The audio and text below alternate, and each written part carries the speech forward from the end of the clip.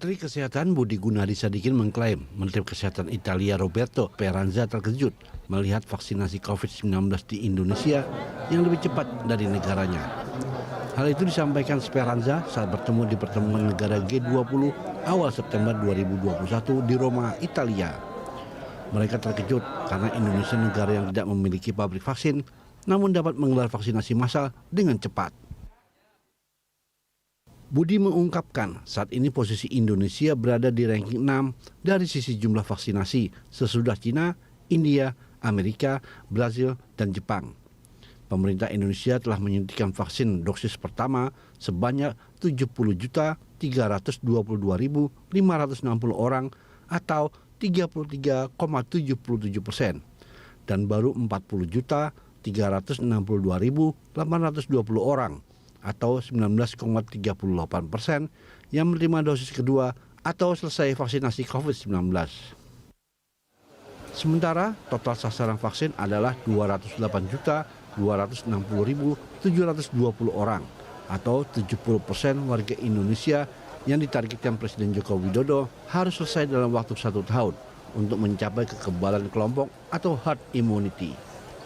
Tim Liputan, Berita 1.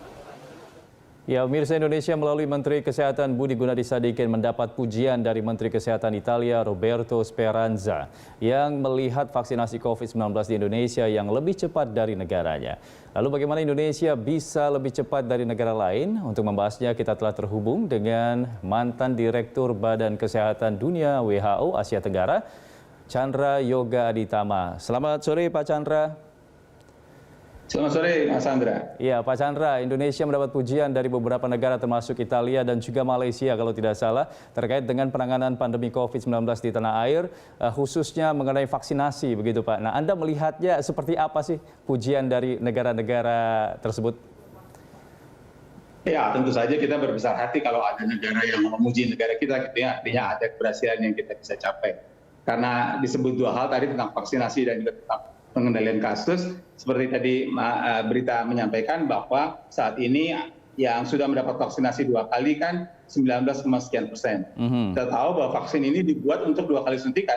Betul. Izinnya juga untuk 2 kali suntikan. Jadi memang vaksin ini membutuhkan 2 kali suntikan. Dan sekarang kita sudah atau baru memvaksin 2 kali suntikan pada belum sampai 20% penduduk. Jadi saya kira banyak negara yang di bawah itu tentu saja, tapi ada negara yang di atas itu. Jadi harapan kita karena artinya tolonglah kita terus tingkatkan sehingga 80% penduduk Indonesia yang lainnya juga bisa mendapatkan vaksin. Nah, tapi mesti diingat juga bahwa 20% ini dihitung tadi seperti juga disampaikan oleh awal berita 1 ini dari 208 juta orang kan? Gitu. Iya, iya. 208 juta orang itu adalah perhitungan awal yang diperkirakan untuk mencapai herd immunity. Tapi kita ikuti juga di berbagai berita belakangan ini orang mempertanyakan juga angka herd immunity itu. Kenapa? Karena herd immunity itu dihitung dari 2 indikator. 1, angka reproduksi atau reproductive number, dan kedua adalah efikasi vaksin. Angka itu kita ditetapkan pada waktu itu sewaktu efikasi vaksin masih cukup baik, begitu, belum ada varian Delta. Dengan ada varian Delta, maka efikasi vaksin itu turun, maka mungkin angka itu harus dihitung ulang gitu ya. Akan lebih dari 208 juta. Tapi ya oke lah, mau dihitung ulang atau tidak, yang jelas sekarang kita bersyukur bahwa sudah 20% penduduk divaksinasi, tapi kita harus berupaya keras agar 80% sisanya segera juga divaksinasi. Apalagi ini kebetulan saya kan umur 66 nih, beberapa hari yang lalu, tahun begitu ya. Yang lansia juga baru sekitar 20%. Saya sih alhamdulillah sudah divaksinasi ya, tapi masih juga sekitar 80% lansia yang belum divaksinasi. Jadi saya pikir akan bagus sekali upaya kita kalau terus digencarkan seperti sudah direncanakan agar vaksinasi pada penduduk dapat terus naik dan juga apalagi vaksinasi pada lansia. Oke, salah satu upaya dari pemerintah kita untuk bisa mengendalikan pandemi ini adalah melobi banyak negara, khususnya negara produsen untuk bisa mendapatkan vaksin. Nah, Anda melihat usaha dari pemerintah kita untuk mendapatkan banyak vaksin ini seperti apa? Jadi ada 4 cara satu negara itu bisa mendapatkan vaksin. Karena kan memang sekarang vaksin itu kan supply demand-nya tidak balance ya. Supply-nya terbatas sementara demand-nya banyak sekali. Betul. Karena memang vaksin baru saja mulai Desember 2020 sementara yang membutuhkan seluruh 8 miliar penduduk dunia. Jadi ada supply dan demand yang tidak balance. Makanya ada 4 cara yang dilakukan dan saya kira sudah dilakukan oleh pemerintah kita. Nomor 1 adalah membeli dari pasar bebas. Masalahnya kalau membeli ini bukan persoalan uang saja, tapi apakah pabrik menyediakan cukup banyak untuk dijual ke kita.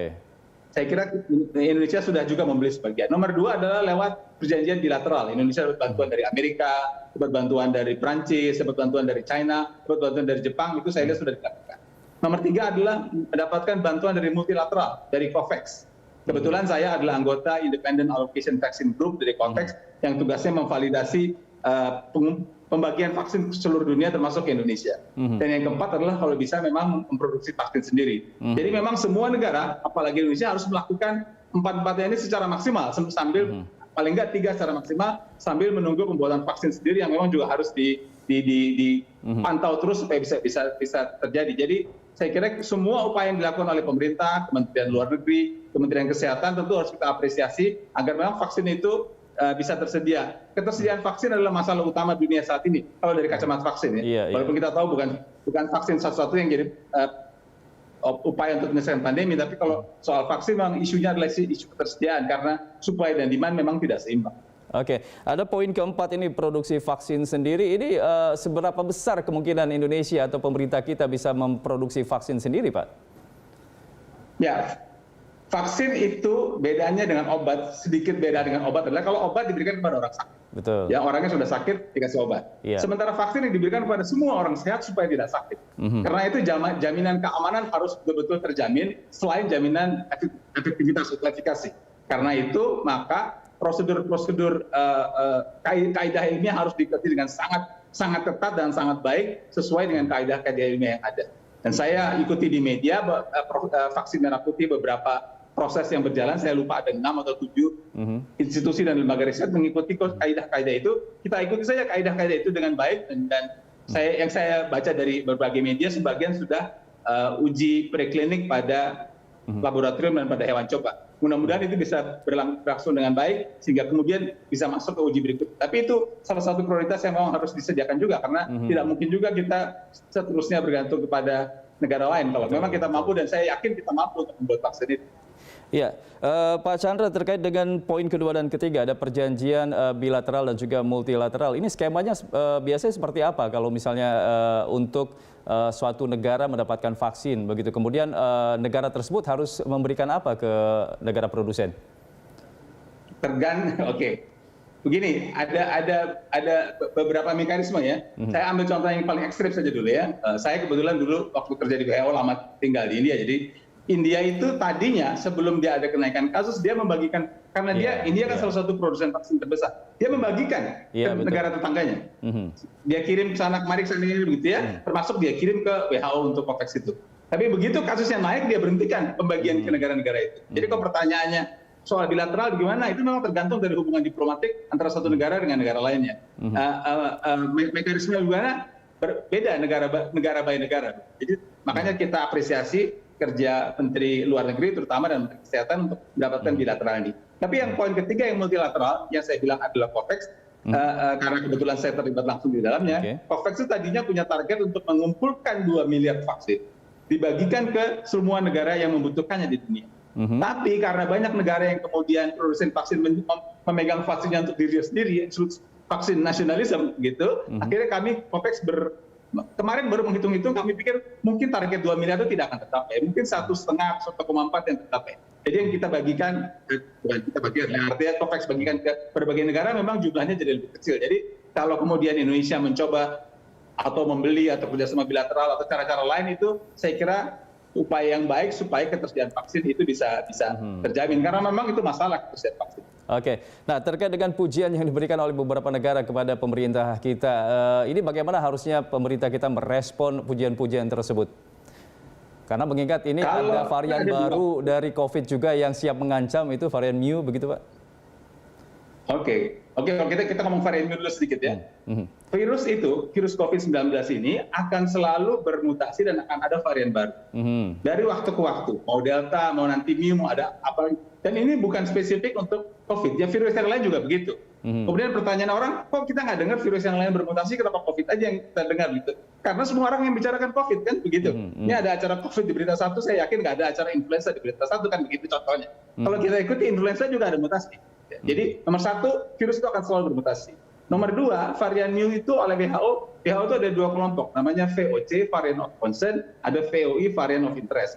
Variant of concern ini bukti ilmiah sudah lengkap, variant of interest ini bukti ilmiah baru awal. Jadi si mu itu sekarang variant of interest, bukti ilmiah baru awal. Nanti kita lihat perkembangan berikutnya. Jadi kita mesti waspada terhadap varian mu, tapi juga tidak perlu juga takut berlebihan begitu. Waspada jelas harus. Terus sebenarnya dengan pertanyaan apa yang harus kita lakukan? Kita sangat bersyukur sebenarnya tentu saja dengan PPKM ini angka yang tadinya pada 15 Juli 50.000 sehari turun menjadi 5.000-an sekian sehari. Jadi turun sampai 10 kali lipat. Saya kira itu juga yang diapresiasi banyak negara. Yang perlu dilakukan sekarang adalah menjaga supaya angka 5.000 ini bisa terkendali dan jangan naik lagi. Dan untuk itu ada 5 cara yang saya bisa usulkan kalau saya masih punya waktu untuk menjaga supaya angka 5.000 ini bisa terkendali dan tidak naik lagi. Dari 5 itu nomor 1 adalah kita cegah orang untuk menularkan ke orang lain kalau dia positif. Bagaimana caranya? Artinya jumlah tes harus ditingkatkan. Sekarang jumlah tes relatif turun, ini harus ditingkatkan. Supaya kalau ada orang tidak bergejala, kita bisa temukan orang itu, ditangani, diisolasi supaya tidak menular ke orang lain. Itu satu. Yang kedua, cara penularan juga harus ditekan, gitu ya. Artinya kalau buat masyarakat, anggota masyarakat biasa seperti kita, 3M itu harus terus kita jalankan. Untuk pemerintah, aturan-aturan harus terus dijaga, begitu. Misalnya saja beberapa hari yang lalu kita dengar ada tempat hiburan atau restoran atau bar yang buka itu tidak boleh terjadi begitu. Jadi yang moda penularan harus ditekan. Yang ketiga, untuk orang yang belum tertular harus kita jaga supaya tidak tertular. Bagaimana caranya? Caranya ada dua. Satu, dia divaksin.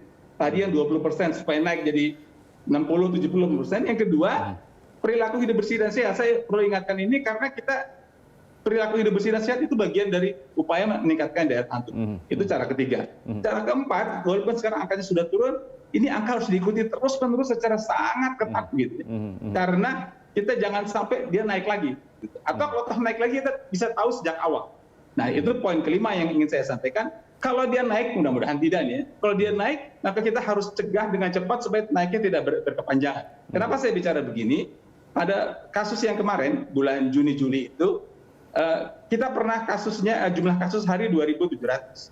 Kemudian naik sampai tanggal 3 Juli 27.000 baru dilakukan PPKM darurat. Jadi kenaikan sudah 10 kali lipat baru dilakukan PPKM darurat. Memang ada hasilnya sekarang membaik, alhamdulillah, tapi kan cukup banyak korban. Jadi usul saya, mudah-mudahan sekali lagi kasusnya tidak naik lagi. Tapi kalau toh naik lagi, jangan tunggu sampai 10 kali lipat. Mungkin 2 kali, 3 kali, atau maksimal 5 kali sudah langsung diperketat lagi. Supaya jangan timbul chaos rumah sakit, banyak dan seterusnya. Ya, poinnya adalah ketika kita dipuji oleh banyak negara, ya jangan sampai terbuai karena pujian itu adalah sebuah ujian, begitu Pak ya. Mudah-mudahan kita bisa mengambil hikmah dari pujian ini begitu dan tidak terlena. Terima kasih Pak Chandra sudah memberikan penjelasan dan juga informasinya di Covid Today. Selamat kembali beraktivitas.